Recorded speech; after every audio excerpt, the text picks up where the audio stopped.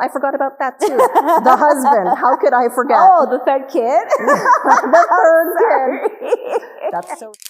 Ooh, Kim Crawford. Always a good one. Yeah. Oh, that's actually how I feel. Like, you cannot be racist towards me because I don't know what you're doing. Like, embrace Canadian culture and embrace my Philippine heritage at the same time.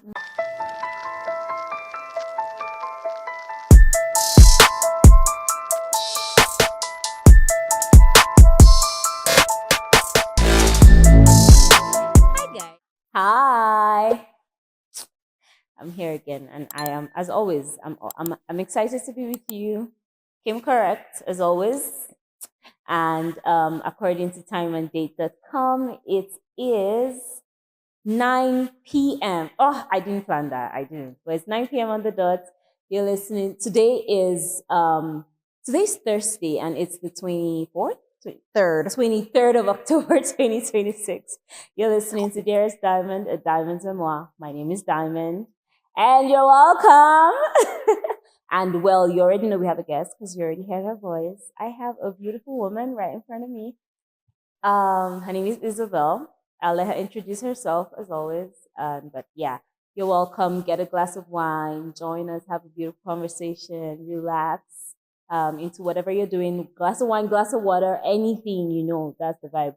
And yeah, meet my beautiful, beautiful Isa. Thanks so much for having me, Diamond. I'm so happy to be here. I'm happy you are here. I am happy you're here. I think we've had this conversation for over a year now about you coming on the podcast, right? And then it's finally here. So yeah, I like how life plays out in that way where it's like, oh, we want to do this thing, and then yes, it doesn't happen, and then it eventually happens, and you're like, oh yeah. Yes, we talked about it and we made it happen. I'm happy. So tell us about yourself. Who are you? Well, my name is Isabelle Valoria Rao.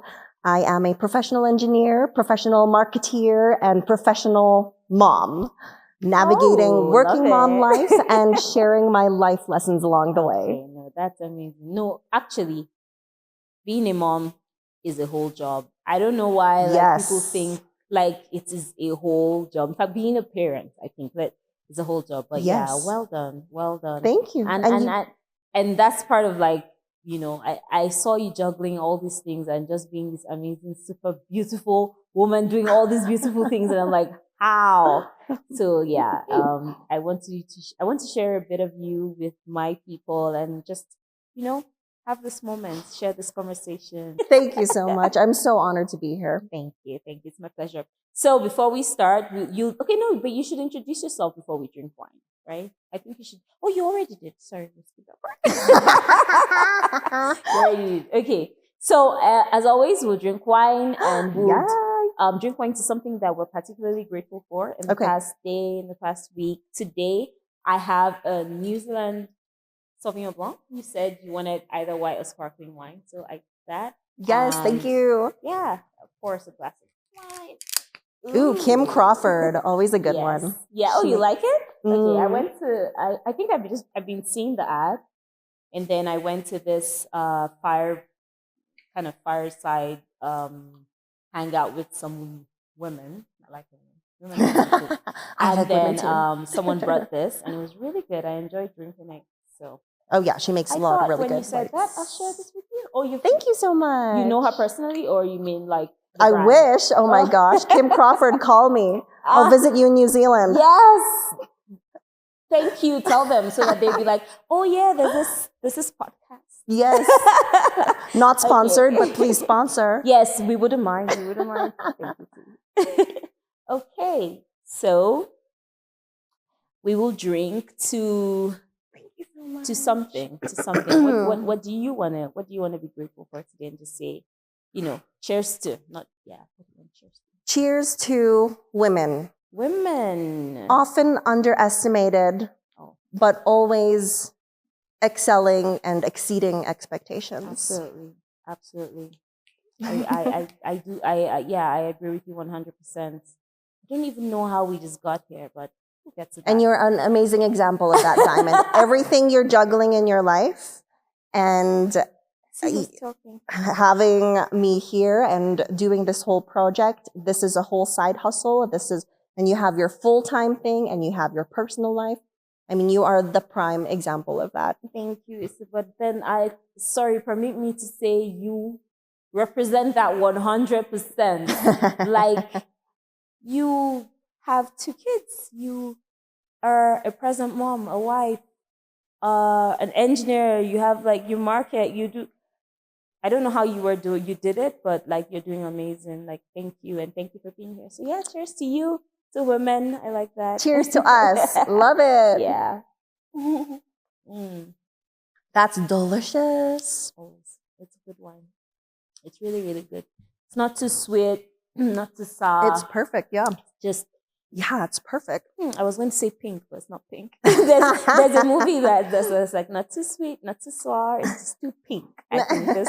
But anyway, okay. So let's get into it. We met at work. Yes, Isabelle and we used to work together until very recently, and I don't know. I just got to know you. Like, I saw you doing your thing. You always appear looking really, really chic. Out here, like when I moved here, I realized that people are not into like dressy, but you would always show up like, and you're a licensed engineer, like you have your PhD and all that. So I'm like, who is this person? Like, she's always like, you wear your heels, you wear your bright colors, and you're with these men marketing this manly, or you know how it is now in our world, it's like more men, and you're marketing these products, and it's like, I'm sure you've probably experienced things where people are like, who's this, who's this chick? Yes, totally, all the time. And you know what? I think being a woman in engineering, being a woman of color in engineering, being a double minority, I feel motivated to show more personality and show that, you can wear pink and design cooling loops, cooling systems, and sell manly things to manly people. Why not? So why not? Thank you. And it was so lovely meeting you at work as well. It pains me to hear that it's not the same as back home where people dress up, because we should be dressing up, especially as women in male-dominated industries, as people of color in male-dominated industries as well. A wise woman once told me, you're going to stand out, so stand out for the right reasons. Make yourself look great, put your best foot forward, be professional. And I have a lot of opinions about being a double minority in a male-dominated industry. So excuse me for getting a little passionate about it. No, I can imagine that you face some things. The Women in Tech ERG, we were at this event recently, and this lady was talking about this. She's a founder, and she was talking about how like she'll go to these events, like these venture capital events, and she's trying to source for funds. And instead, she's hearing questions like, oh, how do you juggle being a mom and being a founder? Meanwhile, they're asking the men questions about their brands and their products and, what, the things that they're actually working on have to offer, and talking numbers and all that. And then she gets asked this baseless questions like, what does that have to do? I was watching a video as well where a lady was saying how she lost out on something because she was trying to source for funds as well because she was pregnant. They found out she was pregnant and she lost like the opportunity. So I'm just like, why? Wow. Like, we fight too hard. Yeah, exactly. Times are changing. People are evolving, and we're getting more used to having women in the industry. But people are still curious, they're curious. Women are usually the main caregivers, child caregivers at home. They're usually the ones that cook. They're usually the ones that clean. So I can understand the genuine curiosity of, oh, how do you balance it all? So what kind of got me through a lot of my career is not taking anything personally, just being a little bit naive, a little bit delusional, like very confident, a little delusional, and just getting yourself out there and answering the questions and dealing with stereotypes honestly. Absolutely. A little unaware. Yeah. It's how I say that, people say it's because I was born in a predominantly Black society. So, but I say I'm not aware of racism because, like, I don't know what you're talking. Like, that's actually how I feel. Like, you cannot be racist towards me because I don't know what you're doing. Like, I'm just like, who's this? What do you think you're doing? Like, I don't get it. You better snap out of it, whatever it is that is. So I understand just kind of deluluing your way through it and just being like, I don't see whatever that is. Exactly. And being overly sensitive and being, hurt does take you back. So you just have to push through. I really like how you said that, it's nice. We live in Canada. People are so tolerant. People are so accepting. It's just now that there's some anti-immigration, anti-minority things going on out there. But we just have to, that's just a reminder to us that, we are different and we have to rise above. I have 3 rules or 3 points, to help yourself blend or be accepted into corporate life, at least in Canada, at least in Calgary here, the corporate life. 3 P's, it's personality, professionalism, and perseverance. So personality, you have to stay true to yourself. You have to wear the bright colors. You have to own your accent, especially if you're coming from a country with a strong accent. Don't be ashamed of that. Own your culture, share your culture. People are so happy to learn about others' cultures, other dances, other foods. I brought lumpiang Shanghai to my team, which is a Filipino spring roll, and they were so excited. So owning your personality and letting that shine in a corporate setting is so welcome, and it will really make you stand out. The second part is professionalism. So you also have to balance personality with professionalism. You have to understand what the corporate culture is like, and you have to somewhat assimilate. Wear your bright colors, but understand what the corporate culture is and blend in to an extent. You have to go through the customs, shake the hand, go through the small talk. You have to smile and greet people good morning. Not a lot of cultures smile. Some cultures smile too much. So you have to kind of blend it. If people are going out for lunch, join them. That's a huge mistake. I did a year in Switzerland and I did not embrace the Swiss culture like I should have. And that's such a big regret of mine. Things like, I was so broke in Switzerland too.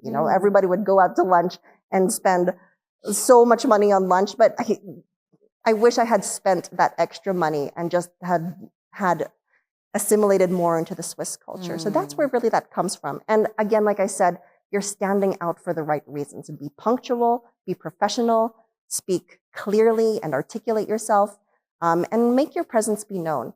And the last one is perseverance. As immigrants, we unfortunately have a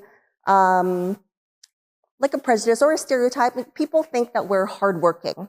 People think we're humble and hardworking, which is great. But that's an expectation that we have to meet. We feel like we have to meet, or we feel like we have to meet. It depends on the personality. You can meet it if you want. You can meet it if you want. You don't have to meet it. But of course, me and my type A overachieving personality, I'm going to exceed your expectation, and I'm going to show up and be the best version of myself and go above and beyond. Absolutely. So there comes a time in your career that you look around and everybody is just as smart as you, even smarter, especially at where I used to work, where you currently work at. People have PhDs, they've got their masters and whatever technical engineering things, PhDs all around. Yeah. The cream that rises to the top are the ones who are willing to do the work. They're willing to put in the extra hours, and they're willing to manage the stress. Because at that level, everybody is smart. Everybody knows how to do their job perfectly. But how do you get to the next level? You have to manage yourself. You have to manage your stress. You have to accept the responsibility and be confident enough in yourself to take that responsibility. Yeah, no, I agree. Corporate life is something. But you said something about being an immigrant. Tell me about Isabelle, an immigrant. Tell me about coming to Canada and just, following the process and growing through it. Tell me what that was like. Yes, I came to Canada with my family in 1997. Straight from the Philippines, straight to Calgary. And we're in Calgary, Canada right now. At the time, Calgary was only 600,000 people, and my dad loves Western culture. Okay. He loves the mountains, so Calgary was the perfect place for him. He didn't want a big city like Vancouver or Toronto or anything. So Calgary was perfect. There was the Calgary Stampede. You'd be walking down the sidewalk, walking around in the mall, in the airport. Everybody says hi to each other. You don't know each other, but it's just sweet. Actually, yeah, it was so nice. So coming to Canada, I was very, very young. Like I mentioned before, I was just so keen and a little naive, and just so excited to be here. I would tell everybody I was Filipino, and just embrace Canadian culture and embrace my Philippine heritage at the same time. Okay. Yeah. And you came here as like a kid? I did come here as a kid. Oh, yes. I was in the high school, college? Elementary. I was in the 4th grade. Oh, okay. So really young. Elementary, then junior high and high school.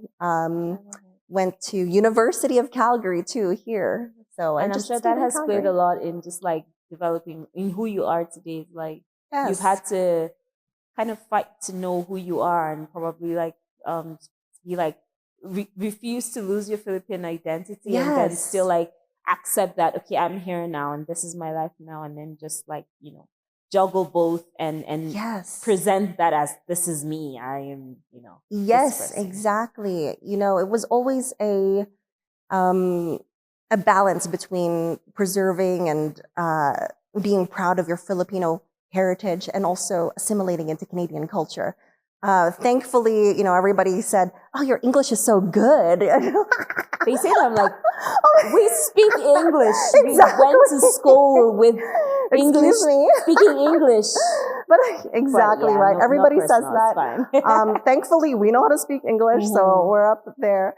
But at the time, you know, I remember I use it as an education point, actually. Like, oh, did you know that Filipinos, there's 2 national languages, Tagalog and English. So many Filipinos actually know how to speak English. But anyway, I'm so much more prouder now to be a Filipino-Canadian than I ever have been.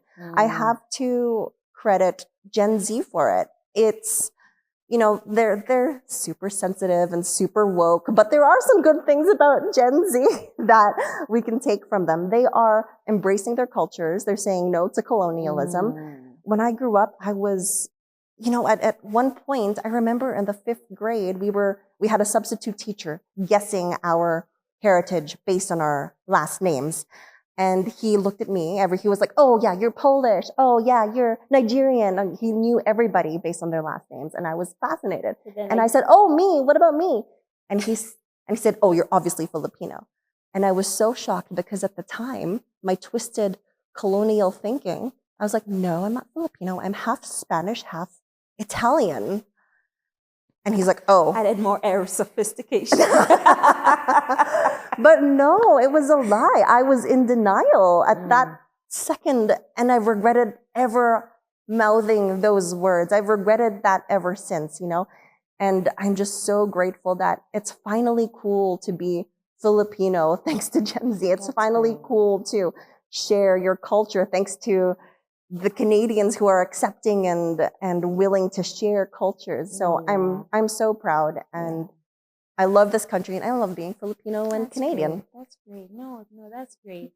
Honestly, I think, I don't know, moving here, I've been a part of some multicultural events. I volunteer with Youth Edry that Kim owns.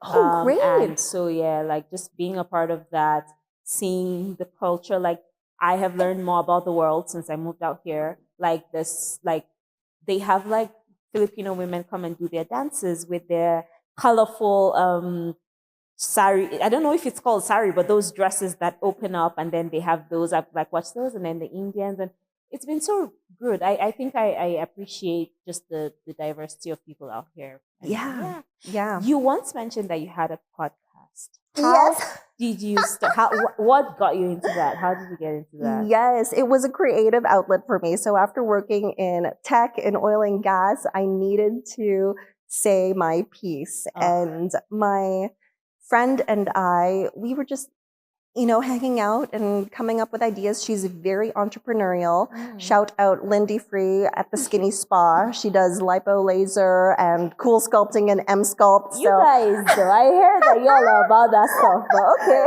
In case anybody wants some cool sculpt. Oh, and she does facials and everything. So hit her up. Okay. But we wanted to feel seen and we wanted to build a community. So we came up with the worst name. By the way, if you're going to start a podcast, make sure people can spell it. Because our genius name was Prosecco Party Podcast because we love our sparkling wine, our Prosecco. But why? But nobody can spell Prosecco. Well, then I guess your audience will find you because who can't spell Prosecco? Right, exactly. Anyway, it was a podcast for millennial women who want to look good and feel great. So we were talking everything from mental health to finances to Botox and fillers and other boss babes and people, just women who are successful in their careers, and also some men who are successful in their careers. So it was a really good way to network and to meet people. And we started that before I had kids. And we stopped that after I had kids, unfortunately. One of the many sacrifices that women make. Tell me about that. I want to understand what that felt like for you, what that meant for you. Yes. First of all, it's been a journey. We have to... Initially, I put so much of my identity into being an engineer, being a corporate girly, a corporate baddie, being in marketing. But you're just setting yourself up for failure, putting so much of yourself or associating your identity in your job. So things happen. You make sacrifices, you change industry, you change jobs, you end your podcast, and it's always it's a big change. So along with being a woman, you have to make sacrifices and you have to not reinvent, but evolve yourself. It's like becoming. Exactly. We continue to become something different. Exactly. And not that we don't change per se, we just grow into something different. And there's still a part of us who's what we used to be, but we've just grown into something else and then. Exactly. I like that. I know having kids is one of the most beautiful, I don't know, but I think it should be one of the most beautiful things, but then at the same time, one of the most sacrificial things ever. Yes. Like you lose yourself and find yourself. Yes. First of all, you sacrifice your body. My body's never been the same but since before babies. Thank you. You're too kind. But everybody, the chest isn't the same. The hips aren't the same. So that's the most obvious sacrifice that you have to make as a woman if you want to have babies. God bless the surrogates out there, and God bless the people who can afford or who have the opportunity to use surrogates. But I honestly recommend surrogates. I mean, why not? Why not? Preserve your tight pre-baby body. That anything that God gave us the ability to do, why not? Yeah. Like it didn't drop from this. It didn't just drop. Like there's a creator that's responsible for this intelligence that we have, and so it can't altogether be a bad thing. So yeah, mm-hmm. But the physical sacrifices is just one chapter of a very, very long book. As a woman, you're expected to be the main caregiver of your child. How did you do that with work? It's thank God for Canada and the 12-month maternity leave. By the way, if you are at a company that is a lot more established, they top up your salary for the first few months of your maternity leave. So you're not just banking on the maternity leave pay, which is very, very low. So that's a really nice perk for if you have that in your organization. Organization. Exactly. But it's tough, you know. You do get pregnant. They have a thing called pregnancy brain. So when you are pregnant, all your blood flow just goes to the uterus, feeding the baby, feeding the placenta, and the placenta feeding the baby. And you honestly just lose, I don't know if you lose brain cells, but if you feel like you lose brain cells, and you're definitely slower when you're pregnant, physically slower, like you can't walk as fast, you can't run as fast, and you can't be as clever, or you can't think as quickly as you can. So it comes with a little bit of that. Also, of course, as soon as you give birth, you can't turn back. It's a complete change of life. You're abandon ship. Exactly. Damn. Your life changes as a woman completely. Unfortunately, fortunately for the men, it doesn't change too much at all. Having a kid, I think, adds to their credibility and shows that, oh, you're dependable, you're a father. Exactly, you're responsible, but you can still become more attractive somehow. Exactly. Exactly. Oh my God. So it's definitely there are a lot of sacrifices that need to be made. There are a lot of hacks too, you know, when you go on a 12-month maternity leave. I'm just thinking about a few things to write a blog post about, like things like when I was pregnant and I was looking for, you know, what to expect. Well, obviously, there's the big, most popular book, What to Expect When You're Expecting. But okay. That is, I wanted to know more about how to keep my mind sharp and how to not lose my edge, not just be identified as a mom only, you know, keep myself. So things like 12 months maternity leave is a long time. You have to keep up your wits. If you don't practice, you lose it. Atrophy, muscle atrophy, brain atrophy is real. You have to do a side hustle, like get social, meet with friends, find the ways to still have a life. Exactly. And what's nice about a side hustle or a project is you're forced to do it. You know, you're not just hanging out with people.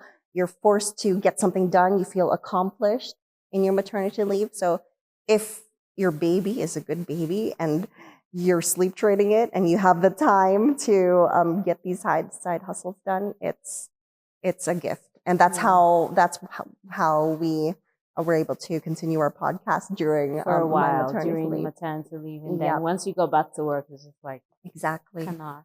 Our jobs was a whole lot, and you did it, and you were a mom. And I remember one of the strongest things, in my opinion, I saw you, or I witnessed you experience, was towards just shortly before you left. It's during one of the group meetings, you told us how, like, you know, there was this meeting. I think there was a whole like trade show happening at the time, and it was a lot, and it was like a hard time for you. And you know, showing emotions at work is kind of like people like kind of think it's not okay, but then you showed emotions, and then you know, like you even told us like you broke down and you cried, and it's like how I can just imagine the pressure, like doing everything together, and everyone still expects you to like kind of like just keep it up. Yes, exactly. It's a lot of pressure, and I know I'm not the only mother, working woman feeling it. It's you have your projects, and then more projects are piled on, and you're expected to keep it together, look fabulous at the same time, and feed your kids. Be a wife. And I forgot about that too. The husband. How could I forget? Oh, the third kid? The third kid. That's so true. Sometimes it feels like it, Jet.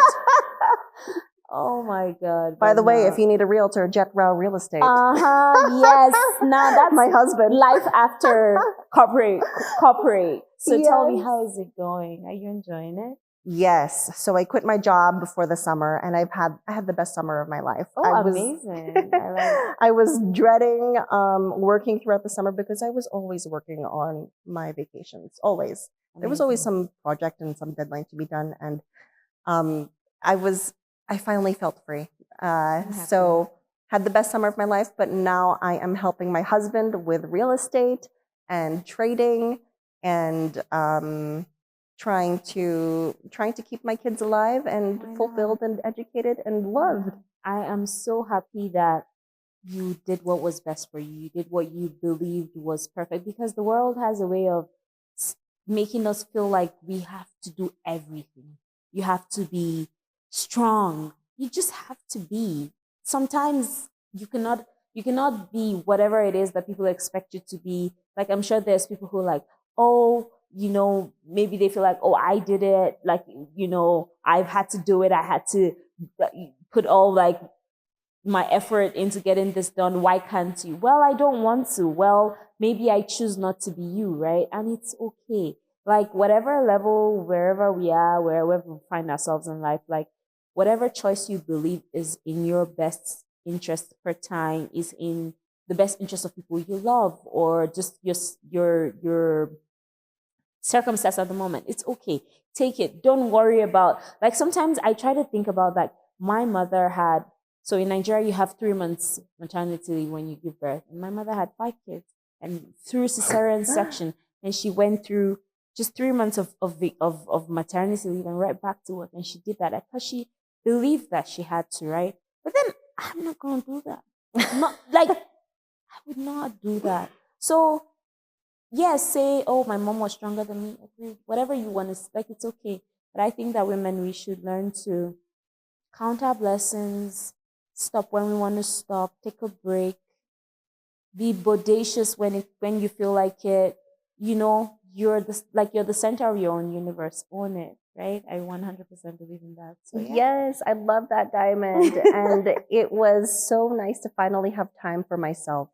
I had a mani-pedi for the first time in 5 years. I had a facial for the first time in 8 years. I'm just so bad at self-care otherwise. It was nice to finally have that time for myself.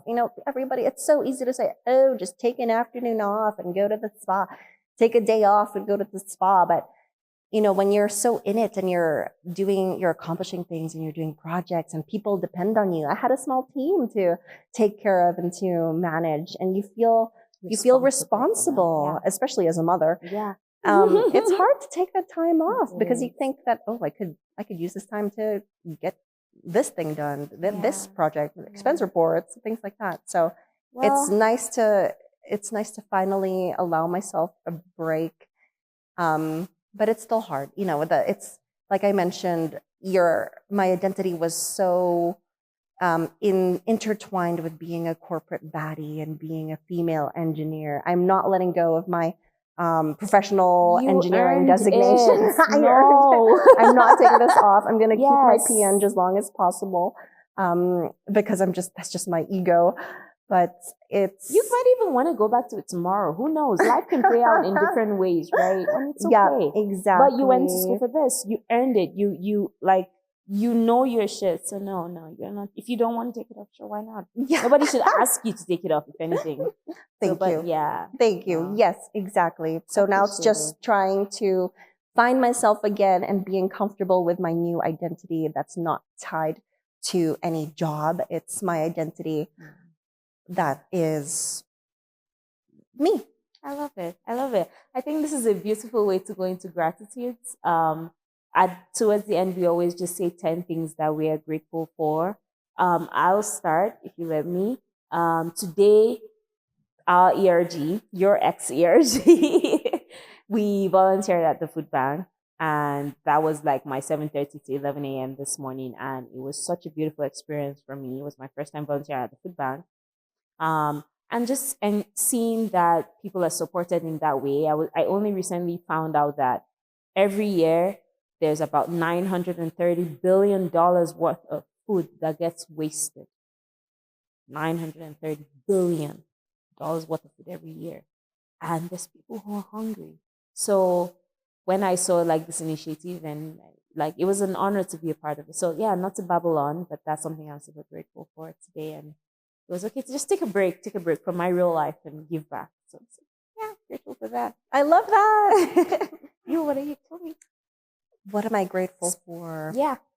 I'm grateful for my husband because I forgot to mention him earlier in the podcast. You know, he is the reason why he's the reason for the kids, first of all, and he's the reason why I was able to go so far in my career. He fully supported me. He was always there when I was having a bad day or had a breakdown, a mental breakdown, a mentee B. And he also helped me. He also helped me leave the corporate life, and he's helping me find myself again as an entrepreneur, as a self-employed, person of my own. So, Jet Rao, I'm grateful for you. And right now he's watching the kids. I mean, that's so good. No, I think marriage is beautiful. Unfortunately, the world is trying to make whatever they're trying to make of it. But when two people come together to make a family, it's one of the biggest, most important jobs that they ever do. And it's super important. And I think it's amazing. So yeah. Thank you. To your husband. Another thing that I'm grateful for is I'm grateful for this, like just being able to have different sections of my life.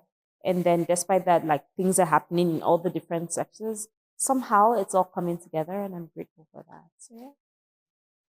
Again? Yeah. Oh, we're doing 10 things. You're going next. Okay. I'm grateful for our health.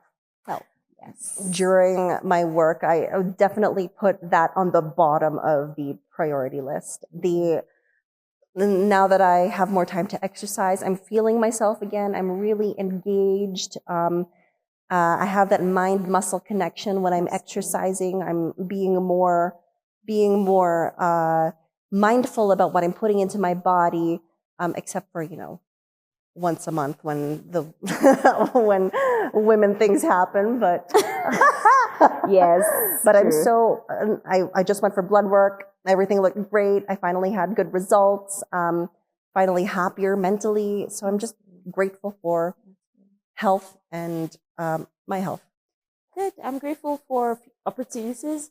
I think there's opportunities that exist everywhere around us, wherever we find ourselves, whatever phase of life we're in, whatever is happening, there's always something to look forward to. I believe that there's always an opportunity that is just there and just needs the next second of thought or whatever. And so I'm super grateful for that. Yeah. What about you? Another one. Last one. Tell me. I'm grateful for the nice weather that we've been having. Yes. It's almost end of October. Halloween is next week. Typically, it snows by Halloween in my Calgarian experience. Yes, I agree. So there's no snow on the ground yet. But we already had the first snow, though. But we did actually. Oh, thank you for the reminder. Yeah, but the weather has turned around, so something to be grateful for. Exactly, it didn't stick. Thank God. Okay. So I'm still enjoying the sunny days and the big skies and the warm weather and the transitional clothing. Oh, the perfect transitional clothing or fashion that you're wearing right now. You've got the fall colors. You've got the fall colors, but with the mini skirt. Thank you. I dressed up for you, so yeah, you're allowed to go. Thank you. I'm so honored. Thank you. So no, tell me finally, what is something that you say to yourself when you need encouragement, when you need to get back on your feet, when you need to just like snap out of it? What is something that just gives you that booster, right? So tell us so we can go forward with that and, learn from My father would always tell me, nothing worthwhile is ever easy. Life is hard any way you look at it. You just have to choose your hard. It's hard to go to the gym. It's hard to go to work. But it's also hard to be out of shape. It's hard to be bored. Nothing worthwhile is ever easy. Just work, and your hard work will pay off. Okay. So do the work. Yes. I would say. And if it's worth it, there is going to be a lot of work, but you got to do it. Do the work. And it will be worth it. Do the work. Do the work for what's worth it. Okay. Thank you, Isabelle. Your presence has been beautiful. I appreciate having you here. It's been good to meet you. You've shown me opportunities. We've had beautiful conversations. Thank you. Thank you. Thank you so much, Diamond. I'm so grateful to be here. I'm grateful for you, my last one. And I'm so happy to be back on a mic. It feels good. Yes. And I'm grateful for you guys. So thank you once again for coming on the pod with Isa and I. We had a beautiful time with you. I hope you enjoyed the conversation. Don't forget to like, subscribe, share, do something, I'll see you next time. Bye.